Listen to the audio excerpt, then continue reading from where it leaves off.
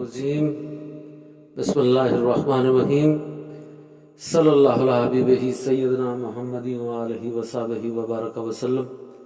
یا اللہ اپنے صرف نور اور صرف تعلیم سے مدد فرما تاکہ عرض کر سکوں۔ کسی نے سوال پوچھا ہے کیا غیر محرم عورتیں جو ہیں وہ غیر محرم مرد سے دین کی یا دنیا کی تعلیم حاصل کر سکتی ہیں؟ کیونکہ میں نے قول سنا ہے کہ امام حسن بصری ہو، پڑھانے والا امام حسن بصری ہو، پڑھنے والی رابعہ بصرہ ہو، اور پڑھایا جا رہا ہو خانہ کعبہ میں، اور جس کتاب کو پڑھایا جا رہا ہو وہ قرآن ہو، تب بھی ایسا کرنا حرام ہے، حرام ہے، حرام ہے۔ تو یہ ان کا سوال ہے اور یہ قول انہوں نے پیش کیا ہے۔ تو سب سے پہلی بات یہ ہے کہ یہ صرف ایک قول ہے، اور قول سے شریعت کے فیصلے نہیں کیے جاتے۔ شریعت کے فیصلے قرآن سے کیے جاتے ہیں اور حدیث سے کیے جاتے ہیں۔ باقی رہی بات حرام ہونے کی، تو اس چیز کو یاد رکھ لیں کہ حرام صرف قرآن کی محکم آیت سے ثابت کیا جا سکتا ہے۔ فرض کو اور حرام کو قرآن کی محکم آیت اور حدیث متواتر سے ثابت کیا جا سکتا ہے۔ آپ نے جو دلیل پیش کی ہے یہ صرف ایک قول ہے، یہ حدیث تو ہے ہی نہیں، اور یہ اگر حدیث بھی ہوتی تو یہ خبر واحد بھی اگر حدیث ہوتی تو خبر واحد سے بھی کسی چیز کو فرض یا حرام نہیں بنایا جا سکتا۔ تو یہ بات تو واضح ہو گئی کہ قرآن کی واضح آیات سے فرض اور حرام کو ثابت کیا جائے گا یا حدیث متواتر سے۔ خبر واحد جو حدیث ہو اس سے بھی ثابت نہیں کیا جا سکتا حرام کو یا فرض کو، تو قول تو بہت دور کی بات رہ گئی۔ اگلی بات یہ ہے کہ اس قول میں ایک مرد ایک عورت کو نہیں پڑھا سکتا، یہ بات ہو رہی ہے۔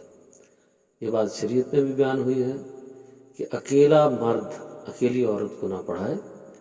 کئی عورتیں اگر جمع ہو جائیں، ایک سے زیادہ ہوں، 3 4 ہوں، 5 ہوں، زیادہ عورتیں ہوں، تو وہ کسی عالم سے، مفتی سے، کسی بھی استاد سے دین کا یا دنیا کا علم حاصل کر سکتے ہیں اگر وہ درست لباس میں ہوں۔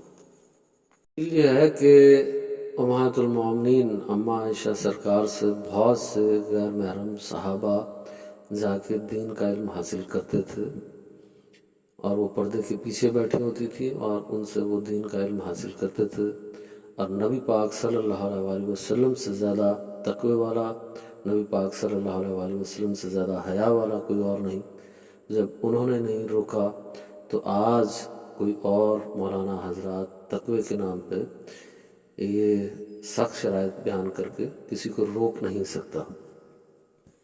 اور آپ جا کے دیکھ لیں، بہت سے ایسے مدرسے ہیں جہاں پہ عورتیں عالم اور مفتی کورس کر رہی ہیں اور مرد مفتی حضرات ان کو دین کا علم سکھا رہے ہیں، کیونکہ وہ ایک عورت نہیں ہوتی بلکہ کئی عورتیں ہوتی ہیں۔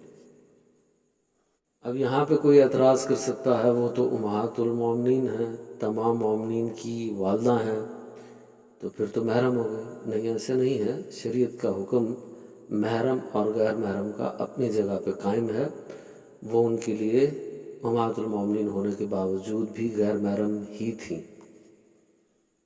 کچھ روایات میں تو یہ بھی ہے، اور وہ صحیح احادیث ہے، کہ ہم جب گئے تو ہم نے اماں عائشہ کی زیارت کی، مطلب چہرہ دیکھا، اور پھر ہم نے سوال پوچھا۔ تو ان ساری باتوں سے ثابت ہوتا ہے کہ دین کا علم حاصل کیا جا سکتا ہے، دنیا کا علم بھی حاصل کیا جا سکتا ہے، پر تعداد میں عورتیں زیادہ ہوں، ایک اکیلی عورت نہ ہو۔ ایسے ہی اگر سورۃ الاحزاب کی تفسیر آپ پڑھیں، جیسے ڈیٹیل تفسیر جو ہے وہ تبیان القرآن ہے، اس میں بہت زیادہ تفصیل ہے، تو اس کے اندر بیان کیا جا رہا تھا کہ جب غزوہ خندق ہو رہی تھی، جس کا نام احزاب بھی ہے، غزوہ خندق اور غزوہ احزاب یہ ایک ہی جنگ کے 2 نام ہیں، تو جب ہو رہی تھی یہ جنگ تو اس کے دوران نبی پاک صلی اللہ علیہ وسلم نے جو خیمہ لگوایا تھا وہ مریضوں کے لیے، وہ مسجد نبوی کے اندر لگوایا تھا، اور مسجد نبوی کے اندر جو خیمہ لگایا تھا وہاں پہ ایک فیمیل صحابی عورت کو حضور نے کھڑا کیا تھا کہ وہ غیر محرم صحابہ جب آئیں گے تو وہ ان کا علاج کریں گی۔ تو جب وہ علاج کرنا ہوتا ہے تو تیر کبھی سینے پہ لگا ہے، کبھی بازو پہ لگا ہے، کبھی ٹانگ پہ لگا ہے، تو کپڑا کئی جگہوں سے ہٹتا بھی ہے، تو وہ اس میں علاج بھی کر رہی تھی۔ تو جتنی سختی بیان کی جا رہی ہے اس معاملے میں اتنی سختی ہے نہیں، کیونکہ یہ مختصر سوال اور مختصر جواب ہو رہے ہیں تو میں یہاں پہ ریفرنس نہیں بیان کر رہا آپ کو۔ اگر کوئی کہے گا تو میں اس کے ریفرنس بھی آپ لوگوں کو جو ہے وہ ڈسکرپشن میں بیان کر سکتا ہوں، وہاں پہ لکھ دوں گا۔ دوسرا سوال یہ ہے کہ چہرے کا پردہ کرنا کیا فرض ہے؟ تو اس میں علماء کا اختلاف ہے۔ زیادہ تر علماء کہتے ہیں چہرے کا پردہ کرنا فرض ہے، اور بعض علماء کہتے ہیں کہ چہرے کا پردہ کرنا فرض نہیں ہے۔ جیسے حضرت امام ابو حنیفہ فرماتے ہیں چہرے کا پردہ کرنا فرض نہیں ہے، ڈاکٹر ذاکر نائک صاحب فرماتے ہیں کہ چہرے کا پردہ کرنا فرض نہیں ہے، ایسے امام خمینی صاحب فرماتے ہیں چہرے کا پردہ کرنا فرض نہیں ہے، اور بہت سارے علماء ہیں جو یہ کہتے ہیں کہ چہرے کا پردہ کرنا فرض نہیں ہے۔ بہرحال فتنے کا دور ہے، اگر کوئی چہرے کا پردہ کرے تو یہ زیادہ بہتر ہے۔ جن علماء نے یہ کہا ہے کہ چہرے کا پردہ کرنا فرض نہیں ہے وہ بھی یہ کہتے ہیں کہ اگر چہرے کا پردہ کیا جائے تو یہ زیادہ بہتر ہے اور زیادہ افضل بات ہے۔ بہرحال میرا اتفاق انہی علماء کے ساتھ ہے جو کہتے ہیں کہ چہرے کا پردہ کرنا فرض نہیں ہے۔ بہرحال جو چہرے کا پردہ کرے اچھی بات ہے، پر اگر کوئی چیز فرض نہ ہو تو اس کو فرض بنا دینا یہ اللہ پہ بہت بڑا بہتان ماننا ہے، اللہ پہ بہت بڑا جھوٹ ماننا ہے۔ اس لیے جب آپ کو کوئی کہے کہ یہ چیز فرض ہے یا یہ چیز حرام ہے تو آپ کے کان کھڑے ہو جانے چاہیے، اور آپ کو فوراً حوالہ مانگنا چاہیے کہ کون سی واضح آیت ہے جس کے اندر یہ حکم موجود ہے، یا کون سی حدیث متواتر ہے جس میں یہ حکم موجود ہے۔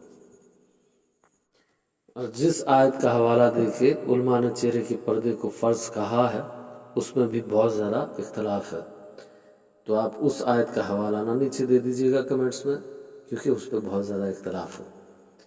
سوال یہ ہے کہ کچھ حدیثوں میں ذکر آیا ہے کہ یہ آنکھ کا زنا ہے، یہ کان کا زنا ہے، یہ ہاتھ کا زنا ہے، تو اس کی کیا حقیقت ہے؟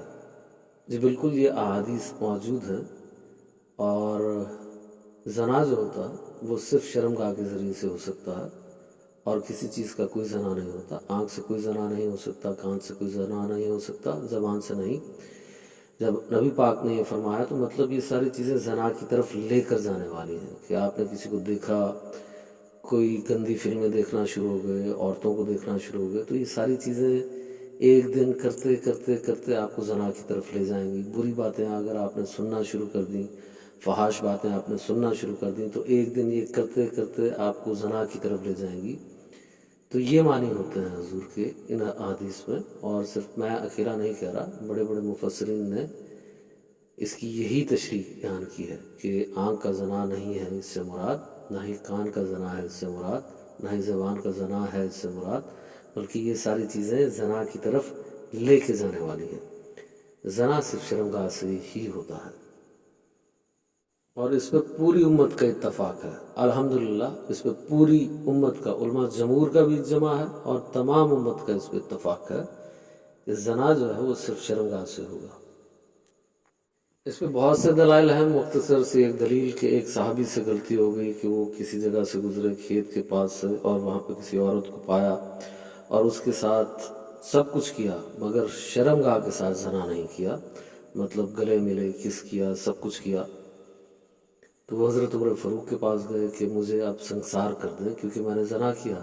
تو حضرت عمر فاروق نے پوچھا، اس نے پوری تفصیل بیان کی، تو حضرت عمر فاروق نے فرمایا، حالانکہ بہت سخت حضرت عمر فاروق انصاف کے معاملے میں، تو حضرت عمر فاروق نے فرمایا کہ جب اللہ نے تیرا پردہ رکھا تھا تو تجھے بھی اپنا پردہ رکھنا چاہیے تھا، بہرحال تجھ سے زنا نہیں ہوا۔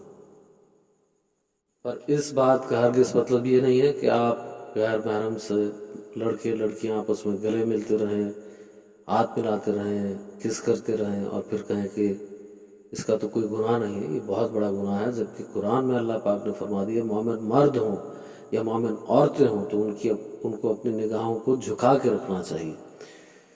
تو یہاں پہ گلے ملنا یا ہاتھ ملانا یا پھر یہ کس وغیرہ، یہ تو بہت بڑا گناہ ہے، اس کا کوئی انکار نہیں ہے، گناہ کبیرہ ہے۔ بہرحال یہ زنا نہیں ہے اور اس پہ زنا کی حد بھی نہیں لگے گی۔ ایک بات کلیئر کر دیتا ہوں کہ میں نے غلطی سے اس میں یہ کہہ دیا کہ ہاتھ ملانا بھی بہت بڑا گناہ ہے۔ نہیں، ہاتھ ملانا گناہ نہیں ہے، ہاتھ ملانا بالکل گناہ نہیں ہے۔ بہرحال گلے ملنا اور کس وغیرہ یہ گناہ کبیرہ ہے۔ تو اللہ حیا والوں کو پسند کرتا ہے، نبی پاک بھی حیا والوں کو پسند کرتے ہیں، تو حیا کیا جائے اور پھر ہاتھ بھی نہ ملایا جائے تو یہ زیادہ بہتر ہے۔ بہرحال اگر کوئی ملا لے تو یہ گناہ نہیں ہے۔ اس کو جنہوں نے حرام کہا وہ خدا پہ بہتان مان رہے ہیں، جھوٹ بول رہے ہیں وہ خدا کے اوپر، ایسا کچھ شریعت میں نہیں ہے۔ اچھا، کچھ لوگوں نے مجھ سے اس معاملے میں بہت بحث کی۔ میں نے کہا لاؤ دلیل، اگر یہ حرام ہے پھر اٹھا گیا یہ حدیث ہے، جب اس کو چیک کیا جائے وہ خبر واحد دیکھ لے۔ میں نے کہا پہلی شرط تو مان لو کہ خبر واحد سے حرام نہیں ثابت کر سکتے بھائی آپ، اور یہ میرا بنایا ہوا قانون نہیں ہے، یہ آپ لوگوں کا اپنا بنایا ہوا قانون ہے۔ اگر آپ کو یہ قانون اتنا ہی برا لگ رہا ہے تو پہلے یہ قانون توڑ دو، اور اگر بنا لیا تو اس قانون کے مطابق فیصلہ کرو۔ پھر سوال کے آخر میں بس اتنا عرض کرنا ہے کہ جو جتنا زیادہ حیا والا ہے، وہ چاہے مرد ہو یا عورت، وہ اتنا زیادہ اللہ کو پسند ہے اور اللہ کے رسول کو پسند ہے۔ اس لیے ہی اللہ نے قرآن میں یہ فرمایا ہے کہ مومن مرد ہوں یا عورتیں اپنی نگاہوں کو جھکا کے رکھیں۔ آخری سوال یہ ہے کیا ایڈوانس زکوٰۃ چلائی جا سکتی ہے؟ تو اس کا جواب یہ ہے کہ ایڈوانس زکوٰۃ نہ چلائی جائے۔ بہرحال جن لوگوں نے ایڈوانس زکوٰۃ چلا دی ہے، اللہ ان کی زکوٰۃ کو قبول فرمائے، ان کو دوبارہ زکوٰۃ دینے کی ضرورت نہیں ہے، پر بہتر ہی ہے کہ ایڈوانس زکوٰۃ نہ چلائی جائے۔ جیسے وقت شروع ہونے سے پہلے آپ نماز ادا نہیں کر سکتے، جیسے رمضان کا مہینہ شروع ہونے سے پہلے آپ فرض روزے نہیں رکھ سکتے، جیسے حج کا مہینہ شروع ہونے سے پہلے اور حج کے دنوں کے علاوہ آپ حج نہیں کر سکتے، ایسے ہی زکوٰۃ ایڈوانس نہیں چلانی چاہیے۔ پر جنہوں نے چلا دیا اللہ ان کی زکوٰۃ کو قبول فرمائے۔ پر جیسے بہت زیادہ مجبوری کی صورت ہو، جیسے آج کل پاکستان میں شراب آیا ہوا ہے اور کچھ لوگ مدد کرنا چاہ رہے ہیں اور ان کے پاس صرف موجود ہی ایڈوانس زکوٰۃ ہے، تو ایسی مجبوری کی صورتوں میں ایڈوانس زکوٰۃ چلائی جا سکتی ہے، پر اس میں احتیاط بہتر ہے کہ ایڈوانس زکوٰۃ نہ چلائی جائے۔ بات ہاتھ ملانے کی صورت میں یہ عرض کرنا چاہتا ہوں کہ نبی پاک صلی اللہ علیہ وسلم نے کبھی کسی غیر محرم سے، کسی عورت سے ہاتھ نہیں ملایا اور اس کو ناپسند فرمایا ہے۔ تو نبی پاک صلی اللہ علیہ وسلم نے ناپسند کیا ہے، اس کی وجہ سے کوئی یہ کہہ سکتا ہے کہ یہ گناہ ہے، تو یہ گناہ نہیں ہے، بلکہ یہ مکروہ تنزیہی ہے، اور مکروہ تنزیہی کوئی گناہ نہیں ہوتا۔ مکروہ تحریمی اگر کوئی چیز ہوگی تو وہ گناہ صغیرہ ہوگی، اور اگر کوئی چیز حرام ہوگی تو وہ گناہ کبیرہ ہوگی۔ اگر کوئی چیز مکروہ تنزیہی ہوگی، یعنی جس چیز کو شریعت نے ناپسند کیا ہو، اس کو نہ کرنے میں ثواب ہے، پر کرنے میں کوئی گناہ نہیں ہے۔ آخر میں بس اتنا عرض کرنا ہے اللہ پاک سے کہ اس میں جو بات حق ہے صرف وہ بات سمجھنے کی توفیق عطا فرمائے، آمین۔